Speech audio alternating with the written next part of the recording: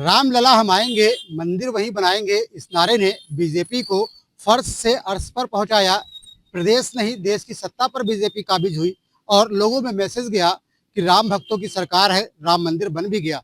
लेकिन कानपुर में रामनवमी के मौके पर तमाम कार्यकर्ताओं पर, हिंदूवादी संगठन के लोगों पर, बीजेपी के कार्यकर्ताओं पर मुकदमे लिखे गए। यही वजह है कि आज हिंदूवादी संगठन के लोग बीजेपी के क्षेत्रीय कार्यालय के बाहर धरने पर बैठे हुए हैं और मांग कर रहे हैं कि जो अपने आप को सबसे बड़ा राम भक्त कहते हैं वो आज कहां पर हैं। दरअसल कानपुर में 7 भाजपा के विधायक हैं, 2 सांसद हैं, लेकिन किसी ने भी इस मुद्दे को मुखरता से नहीं उठाया।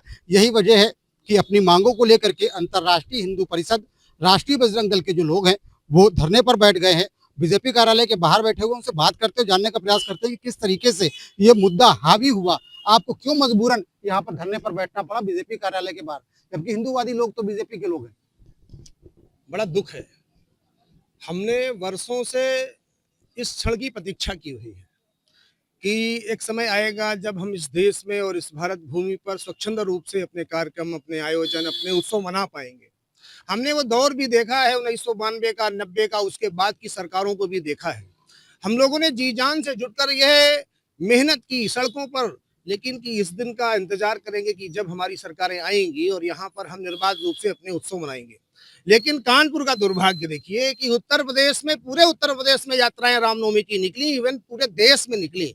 उत्तर प्रदेश के कानपुर में श्री राम लला, जो यहाँ की श्रद्धा का और यहाँ के लाखों हिंदुओं के आस्था का केंद्र है, वहाँ की रामनवमी जो विशाल शोभा यात्रा निकलती है उस पर विघ्न डालने का और वहाँ के शोभा यात्रा के आयोजकों को प्रताड़ित करने का काम किया गया। रामनवमी की बैठकें हुई, प्रशासन ने बैठकें की, प्रशासन ने सारी बातें सुनी और प्रशासन को मालूम था कि वहाँ ये साउंड लगते हैं, आज से नहीं लग रहे, दशकों से लगते चले आ रहे हैं। लेकिन इस बार ही क्यों रामनवमी के एक दिन ठीक पहले सबके साउंड उतरवाए गए, जबरन जमा कराए गए और रामनवमी के आयोजकों पर मुकदमे कराए गए। ये इनसे अपेक्षा नहीं थी। कानपुर महानगर में 7 की संख्या में विधायक हैं, 2 सांसद हैं और कई सारे पार्षद और मेयर हैं। यहाँ पर लाखों सनातनियों के वो एक प्रतिनिधि के नाते हैं, लेकिन उन्होंने, किसी ने कोई आवाज नहीं उठाई। 200 से ज्यादा हिंदुओं पर मुकदमे हुए हैं और कई जेल भी गए हैं, 2 की संख्या में जेल गए हुए हैं। लेकिन इनके मुकदमे हुए ही क्यों? क्या यहाँ का नेतृत्व लचर था या यहाँ के जो भारतीय जनता पार्टी के नेतागण थे उनका प्रशासन से समन्वय नहीं था? वो चाहते थे कि ये मुकदमे लग जाएं? ये हमारी समझ में नहीं है। हम किसके पास जाएं? हम कहीं और जा नहीं सकते। हम जिनके साथ, जिनके लिए इतने दिनों से मेहनत कर रहे थे, उनके ही दरवाजे पर बैठे हैं कि हमारी मदद करें और हमारे लोगों पर जो मुकदमे हुए हैं उन मुकदमों को वापस कराए जाएं। इसलिए ये माननीय राष्ट्रीय अध्यक्ष को देने के लिए हम लोग ज्ञापन यहाँ पर आए हुए हैं। बहुत दुर्भाग्यपूर्ण है, देश प्रदेश में योगी जी की सरकार है। योगी जी कह रहे हैं बटोगे तो कटोगे, और ये कोई शव यात्रा नहीं है, उत्सव यात्रा है। उत्सव में बजेंगे बाजे तो बजेंगे ही, और यहाँ पर बाजे बजाने पर प्रतिबंध लगा दिया गया। ये तो घोर अनर्थ है कानपुर में। उत्सव में बाजे बजते ही हैं और बाजा बजाने में प्रतिबंध, आपका कहना ये है।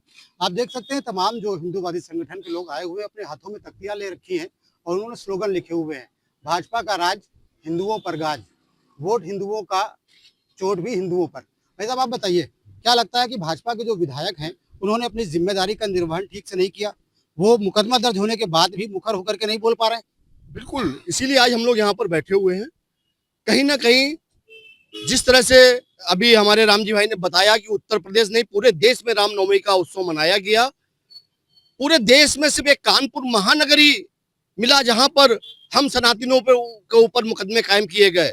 कहीं ना कहीं लचर व्यवस्था जरूर रही है जनप्रतिनिधियों की, प्रशासन से सामंजस्य नहीं बैठा, या इसमें एक बहुत बड़ी साजिश है। प्रशासन ने किसी भी विपक्षी के साथ मिलकर एक बहुत बड़ी साजिश रची है कि रामनवमी के ठीक एक दिन पहले हमारे साउंड वगैरह, उनको साउंड को उतारा जाता है, रामनवमी के बाद मुकदमे कायम किए जाते हैं। निश्चित रूप से हमारे जनप्रतिनिधि इसमें फेल रहे हैं। उन्होंने कहीं से भी प्रयास नहीं किया ये ऐसी कार्रवाई प्रशासन द्वारा क्यों की जा रही है। निश्चित रूप से प्रशासन जिम्मेदार है और उसके साथ साथ हमारे जनप्रतिनिधि भी जिम्मेदार है कि उनके होने के बावजूद हम सनातनियों पर मुकदमे कायम हुए हैं।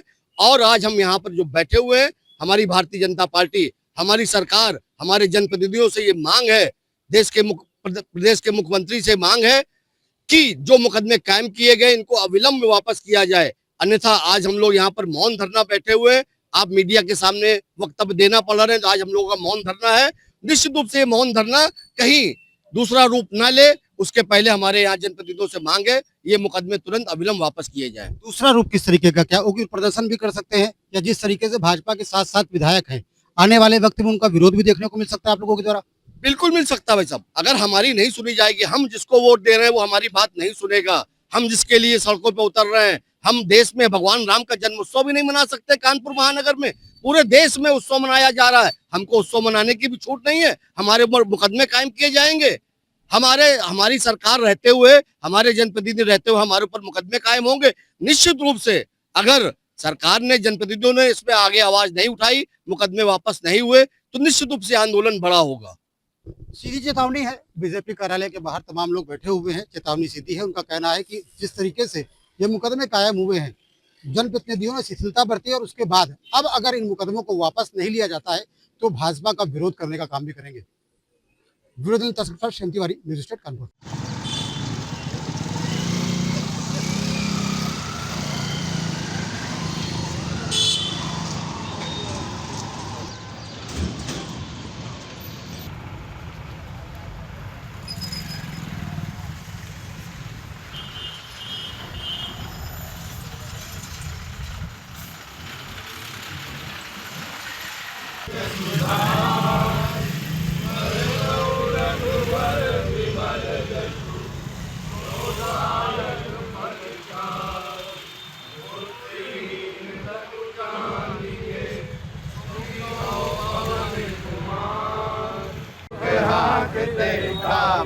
भूत पिशाच निकट नहीं आवे, महावीर जब नाम सुना चालीसा होए तीर्थ साधकी गौरी।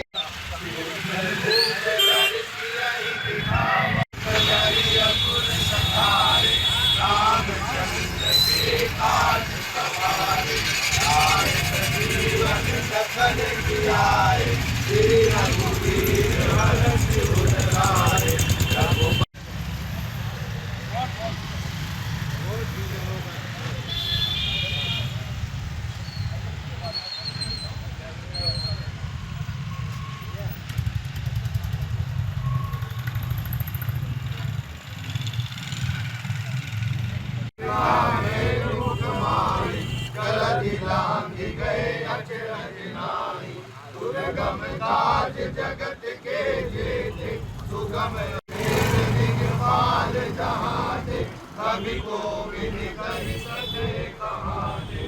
तुम्हें उपकार तुम्ही वही कीना, नाम मिलाए राजपद दीना।